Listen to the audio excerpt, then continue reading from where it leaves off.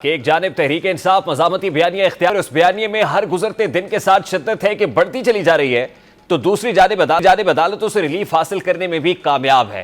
Toshakhana case में सजा मुअत्तली, 190 billion pound और 9 मई केसेस में जमानत के बाद डिस्ट्रिक्ट एंड सेशन अदालत ने आज ही बानी पीटीआई और बुशरा बीबी के खिलाफ इद्दत में निकाह केस की अपीलों पर भी फैसला महफूज कर लिया है, जो 29 मई को सुनाया जाएगा। जबकि साइफर केस भी बानी पीटीआई की दरखास्त पर फैसला अपने हतमी मराहिल में दाखिल हो चुका है। मज़ामत हो रही है और मुसलसल हो रही है, जबकि मफाहमत का रास्ता दूर दूर तक दिखाई नहीं देता है। तहरीक इंसाफ के मरकजी सेक्रेटरी इत्तलात रऊफ हसन पे हमले के बाद हम्माद अजहर का मंजर आम पे आना हो या फिर पीटीआई का मौलाना को मनाना हो, दिखाई यही देता है कि जारे मिजाजी, जिसका अभी तक तो पीटीआई को फायदा ही हुआ है, मजीद बढ़ती भी दिखाई दे रही है। आज अडियाला जेल में बानी पीटीआई से मुलाकात के बाद party secretary general Omar Ayub की जानिब से क्या मौक़िफ़ इख्तियार किया गया, बानी पीटीआई के इंस्ट्रक्शंस क्या है, उसकी एक झलक आपके सामने रखता है। हम्माद अजहर साहब को या फिर मियां असलम इकबाल साहब को अबडक्ट किया गया और कहीं पे लेके गए और उनसे किसी किस्म की स्टेटमेंट या फोर्स्ड इनकाउंटर उन पे किया गया, उनसे वो बयान दिया गया, तो वो हम लोग नहीं मानेंगे। हम्माद अजहर साहब और मियां असलम साहब अपनी कानूनी कार्रवाई करके और फिर वो बाहर आए और पंजाब में पार्टी को लीड करें। बानी पीटीआई ने रूपोश रहनुमाओं को रूपोशी खत्म करके अमली सियासत में मुतहर्रिक होने और एहतजाजी तहरीक में शमूलियत की हिदायत की है। शायद यही वजह है कि गुज़श्ता रोज़ हम्माद अजहर मंजर आम पे आए, जबकि आने वाले दिनों में असलम इकबाल और मुराद सईद के सामने आने की भी शुनीद है। अब सवाल यह है कि पीटीआई इस जारे मिजाजी और मज़ामती बयानिए से आखिर हासिल क्या करना चाह रही है, क्योंकि इस जारे मिजाजी ने पीटीआई को 9 मई से दो चार किया, जिसके बाद पीटीआई पर सख्तियाँ बढ़ी। अब जबकि सांस लेने की गुंजाइश पैदा हुई है और हालात कदरे बेहतरी की जानिब गामजन है, तो क्या पीटीआई एक और 9 मई चाहती है? गुज़श्ता रोज़ आज़म सवाती की तर्ज गुफ्तगू से यही तासुर मिला कि पीटीआई एक और 9 मई यानी 9 मई पार्ट 2 की जानिब गामजन है। कि आजाद कश्मीर में ये ट्रेलर है, गंदम की एक छोटी जैसी मिसाल है जो हमारे किसानों के ऊपर इतना बड़ा जुल्म हुआ है, लेकिन तैयारी करें कि रिवोल्यूशन आने वाला है। और मेरा ख्याल है, मैं नबीद दे रहा हूं कि वो रिवोल्यूशन खुदा के फजल से केपीके से उठेगा। इनकलाब केपीके से उठेगा। अब इनकलाब उठेगा, कभी चीफ मिनिस्टर केपीके ये कहते हैं कि केपीके से एक रेला उठेगा और इस्लामाबाद पर कब्जा कर लेगा। हाल ही में अली अमीन गंडापुर की जो स्टेटमेंट्स है वो भी खासी इश्तियाल अंगेज है। अब पीटीआई चाहती क्या है? लोगों को निकाल के कहाँ लेकर जाएंगे? क्या फिर उसी अंदाज से जैसे मिलिट्री इंस्टॉलेशंस के ऊपर हमले हुए 9 मई को और 9 मई के बाद जो भुगता, क्या पीटीआई उसी को दोबारा भुगतने के लिए तैयार है? दूसरी तरफ हुकूमत ये तासुर दे रही है कि पाकिस्तान तहरीक इंसाफ दबाव इसलिए बढ़ाना चाहती है कि इदारों से अपनी मर्जी के फैसले करा सके। तलाल चौधरी ने गुज़श्ता रोज़ इस हवाले से क्या कहा, पीटीआई आखिर करना क्या चाह रही है, बात करेंगे। इस वक्त पाकिस्तान तहरीक इंसाफ के रहनुमा नईम हैदर पिछौता साहब हमारे साथ मौजूद है। अस्सलाम वालेकुम नईम पिछौता साहब, बहुत बहुत शुक्रिया आपके वक्त के लिए। सबसे पहले तो ये कहेगा कि आज बानी पीटीआई से अडियाला जेल में मुलाकातें हुई, बानी पीटीआई के इंस्ट्रक्शंस क्या हैं? क्या यही लाइन और लेंथ है कि ये मज़ामती बयानियां अब आगे लेकर जाना है, मजीद मज़ामत होगी और सिर्फ मज़ामत ही होगी? नवाजिश, बड़ी मेहरबानी, आपने मुझे मौका दिया। खान साहब की तरफ से बड़ा वाज़िह पैगाम है। खान साहब ने कहा है कि आज तक हमने सारा कुछ बर्दाश्त किया, हमारा निशान लिया गया, हमारे घरों में छापे मारे गए, इलेक्शन के अंदर जो है धांधली की गई, मिलिट्री ट्रायल चलाए जा रहे हैं, सारा कुछ किया गया, लेकिन आज तक हम उस नौबत तक नहीं पहुंचे जहां पर आज इन्होंने पहुंचा दिया। और उन्होंने कहा है कि सब्र का पैमाना जो है वो लबरेज हो चुका है और मेरी तरफ से पूरी कौम को पैगाम दें कि आप पूरी कौम तैयार हो जाए। जिस वक्त मैं कॉल दूंगा तो फिर इंशाअल्लाह ताला आप देखेंगे कि पूरी कौम जो है इमरान खान के साथ निकलेगी। ये समझ रहे थे कि शायद इमरान खान साहब उनकी जमात के ऊपर ये जुल्म और सितम करके जो कुछ मर्जी है कर लो, कोई पूछने वाला नहीं है, जजेस को प्रेशराइज कर लो, उनके ऊपर हमले कर लो, बयानात उनके खिलाफ दे लो, सारा कुछ कर लो, लेकिन एक लिमिट होती है, एक हद होती है। तो ये हद क्रॉस कर चुके हैं। खान साहब रऊफ साहब के ऊपर हमले के ऊपर बड़ा नाला है और जो आज तक किया जा रहा है, क्योंकि उन्होंने देख लिया कि ये अब सीधा सीधा कत्ल करने के ऊपर आ गए।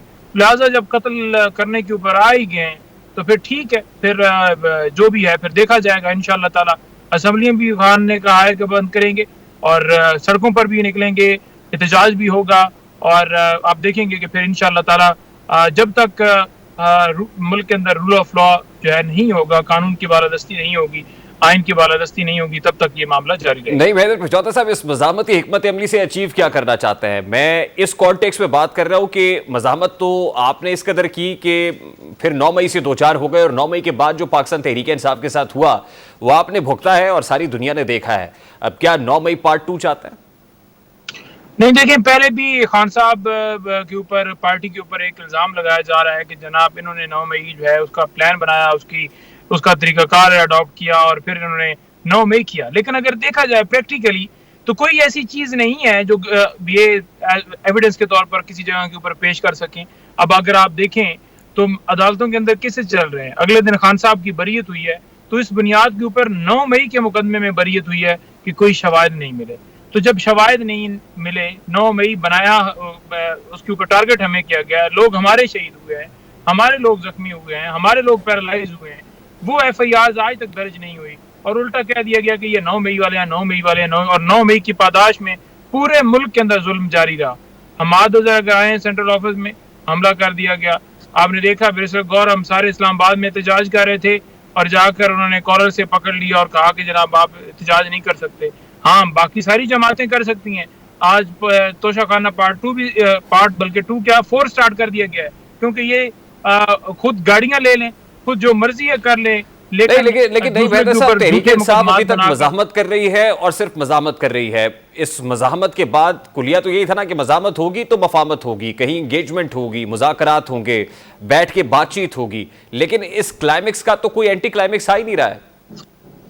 देखें, एंटी क्लाइमेक्स मेरा ख्याल में ये जो समझ रहे थे कि शायद रैलियों के ऊपर पाबंदी लगाकर, लोगों के घरों में छापे छुपे मारकर, उम्मीदवारों को उठाकर और ये सारा कंट्रोल कर लिया जाएगा, तो जब आपके पास ऑप्शन ये हो ना कि आपने मरना है, तो फिर जब आपको नजर आ रहा हो कि अब कोई सूरत हाल नहीं है, तो फिर बंदा कह देता है कि ठीक है जी मारें। फिर अब यही सूरत हाल बचती है और क्या बचती है? नहीं तो क्या करेंगे? इदारों से टकराएंगे सर? इदारों से टकराने का फैसला किया है? देखें, क्या कह रहे हैं जी? मैं ये जानना चाह रहा हूं कि क्या फिर इदारों से टकराएंगे? इदारों से टकराने का फैसला किया है, आके इस्टेब्लिशमेंट से टक्कर लेंगे, क्या करेंगे? देखें, पाकिस्तान तहरीक इंसाफ एक पुरअमन जमात है और हमेशा इमरान खान साहब की जो पूरी स्ट्रगल रही है 28 साल में, पुरअमन जदोजहद उन्होंने की है। आज तक जितने एहतजाज हुए, जितनी रैलियां हुई, जितने जलसे हुए, जुलूस हुए, सिवाय 9 मई के, जहां पर आपने देखा कि ये एक ऐसा मामला वहां पर बनाया गया, एक प्लान तैयार किया गया जिसके अंदर ये सारा पाकिस्तान तहरीक इंसाफ के ऊपर, खान साहब के ऊपर ये डाला गया। और इससे पहले अगर देख लें तो 28 साल में अगर आज तक नहीं गमला टूटा, तो अचानक 9 मई को क्या इमरान खान ने कहना था कि आग लगा दो? नहीं, देखिए स्टेटमेंट्स जिस तरह के आ रहे हैं, आजम सवाती साहब ने गुज़श्ता रोज ये कहा कि खैबर पख्तूनख्वा से एक इनकलाब उठ रहा है। आजम सवाती साहब ने ये कहा कि खैबर पख्तूनख्वा से इनकलाब उठेगा। अली अमीन गंडापुर साहब ये कहते हैं कि हम इस्लामाबाद के ऊपर कब्जा कर लेंगे। कभी वो कहते हैं कि गवर्नर KP का सामान उठा के हम KP हाउस से बाहर फेंक देंगे। मतलब इस तरह के स्टेटमेंट्स, इश्तियाल अंगेज स्टेटमेंट्स, मरो मारो जलाओ घिराओ पूरे मुल्क में आग लगा दो, तो फिर अल्टीमेटली इसका नतीजा तो 9 मई जैसा ही होगा ना। देखिए, बात यह है कि 9 मई पहले भी मैंने गुजारिश की कि पुरअमन एहतजाज था, खान साहब को कॉलर से पकड़कर जिस तरह से ले गए, घसीटते हुए लोग एहतजाज के लिए निकले, और खान साहब को जब पता चला सुप्रीम कोर्ट में, तो उन्होंने इस बात की मजम्मत की कि जो ये सारा जलाओ घिराव है, किसी से हमारे ऊपर ये इल्ज़ाम लगाना कि इन्होंने किया, कुछ ऐसा नहीं है। हाँ, देखें, अगर आप ये समझें कि लोगों को उठाएंगे भी, मरवाएंगे भी और खुसरों के रूप में आप लोगों के ऊपर हमले भी करवाएंगे, तो फिर अगर हम ना निकलें सड़कों पर, हम एहतजाज ना करें, हम आवाज़ ना उठाएं, तो कोई हल बताएं ना कि हम हल